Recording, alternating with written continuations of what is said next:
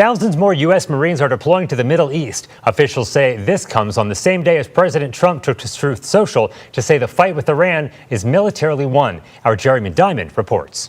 I think Prime Minister Netanyahu and President Trump are both trying to put forward this image of victory that is, if not already, then certainly nearly being achieved, at least from a military standpoint. Both of them touting the extent to which Iran's ballistic missile capabilities have been debilitated, the extent to which Iran's navy, its military capacities have been destroyed. But of course, we are still watching, as we did today, wave after wave after wave of Iranian ballistic missile attacks. Certainly the pace of those attacks seems to be stepping up, even though the number of missiles being fired at once doesn't seem to be necessarily increasing. But Iran is continuing to show different ways in which it is able to exact a cost upon both the United States, its allies, and also, of course, here in Israel. The Israeli Prime Minister, talked about the possibilities that may lie ahead. He made clear that there are surprises in store. And when he talked about this idea of regime change, he certainly didn't back off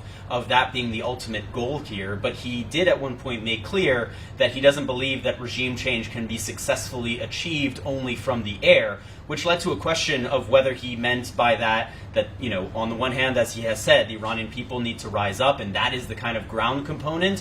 But I think he also made a bit of a nod to the fact that both the United States and Israel are considering very different types of ground operations, whether that be special operations raids to, for example, try and retrieve Iran's, hundreds of kilograms of enriched uranium, or what President Trump seems to be mulling, which is perhaps a ground force to take over Karg Island or to deploy troops to the shores of the Strait of Hormuz. Either way, I think it's very clear that we are now in a moment where this conflict can continue to escalate, and it seems like things are headed in that direction rather than in the direction of de-escalation. And of course, we are seeing the ramifications that this can have for the entire region, and of course, should ground troops be deployed, then for U.S. troops in the future.